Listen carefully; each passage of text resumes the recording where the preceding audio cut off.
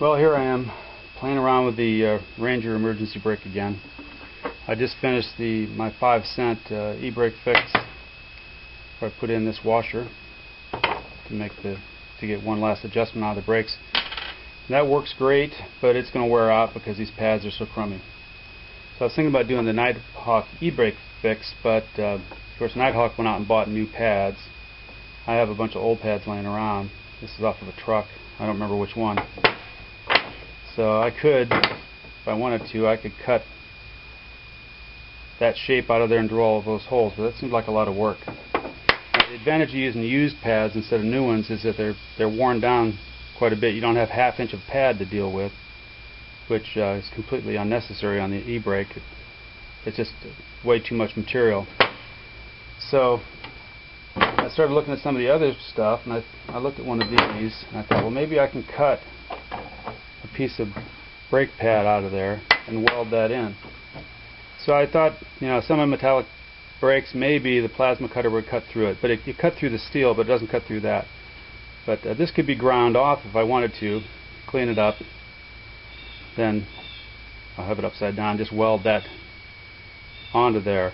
I'd have to cut the bottoms off and have semi-metallic brakes. But this is the one I like the best. This is off of a 1998 Volvo cross-country, a V70 cross-country wagon. The rear brake. On that year there's two different types. Now, I don't remember which type this is. It's the type I have, obviously. So this is what the pad looks like cleaned up. There's bumps on the back and this ear. It has to be cut off. So I was thinking, just plasma cut that out. I'll mark it to fit this shape. Plasma cut it out and weld it back in. I was a little worried that the brakes would delaminate from the heat, so I welded this up here along the edge real hot just to see if it would come apart, and it didn't seem to. Seems like it might hold up. So when I weld this in there, I'll be real careful and just weld a little bit at a time and cool it to try not to melt anything. There's a couple problems even with this cleaned up section here. The radius is different.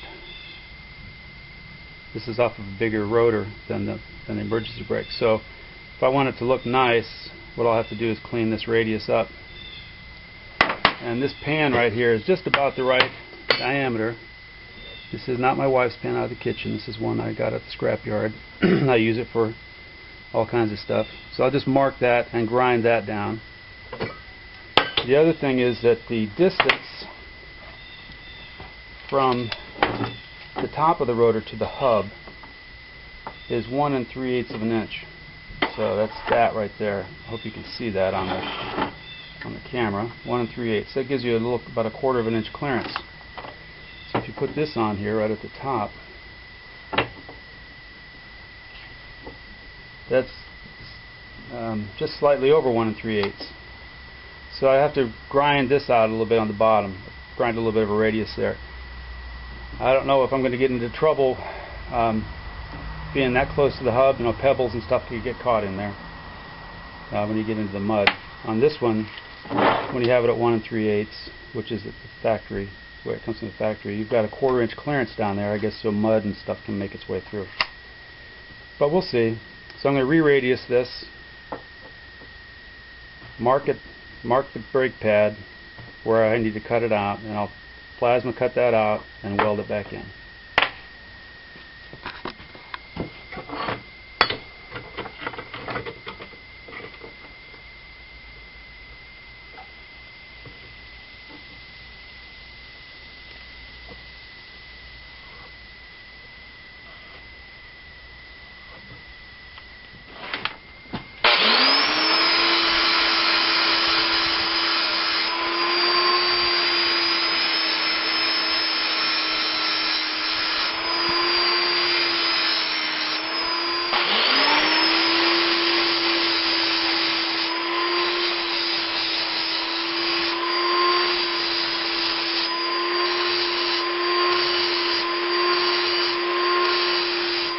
Alright, so this is cleaned up. It's a little on the hot side still.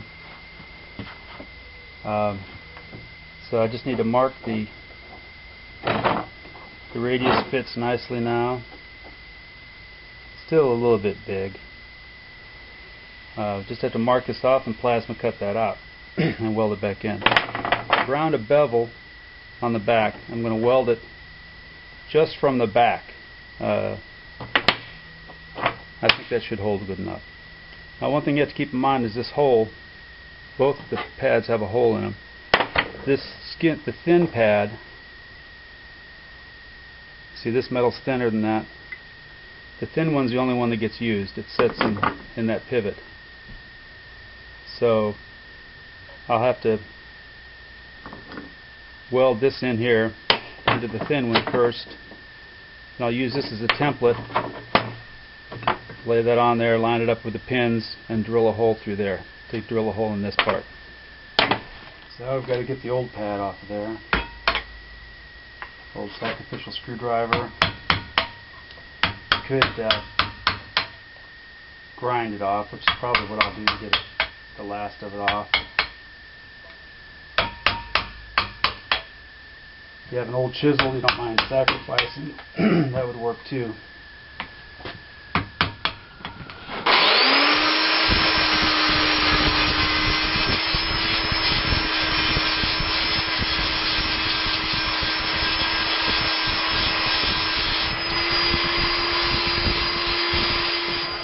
Okay, so I have the old pads cleaned off. I made a mistake. I did not mark the top of where the old pad was. I just happened to remember that it was 1 1/8 inches tall, so I made a little mark there. What you'll want to do is take a punch and make a punch mark there, and maybe a couple around that whole radius, so you won't grind the mark away. You'll know exactly where to put the pad. So, got my 1/8 inch mark, and I'm going to have to center it by eye because I didn't mark it correctly.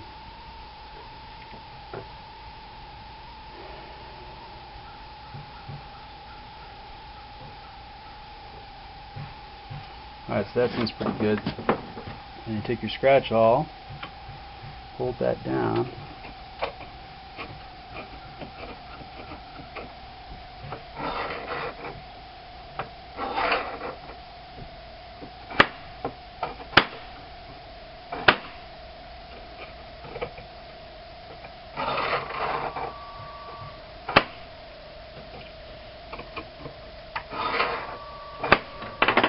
Alright, well, I've scribed the line with my awl. Now I'm going to mark this a few times with a center punch, because even though this line, I can see it right now, once you get that plasma cutter fired up,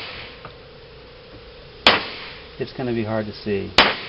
But these punch marks will be a lot easier to see. Alright, here we go with the plasma cutter. I'm not the straightest plasma cutter guy in the world. I'm going to do this freehand.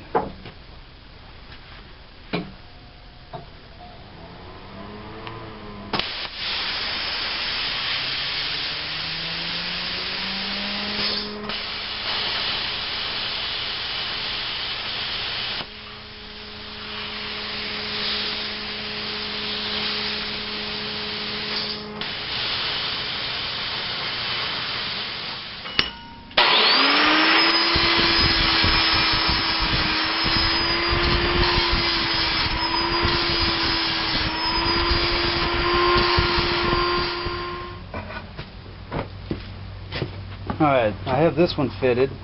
I was way too timid with the plasma cutter. I had to do a lot of grinding. That fits in there pretty good. I'll have to turn it over and tack it in place. And just weld it a little bit at a time so it doesn't burn it up too bad. And see what happens. I'll have to complete this one first so I can use this as a template to drill that backing hole. Then I can put this one together.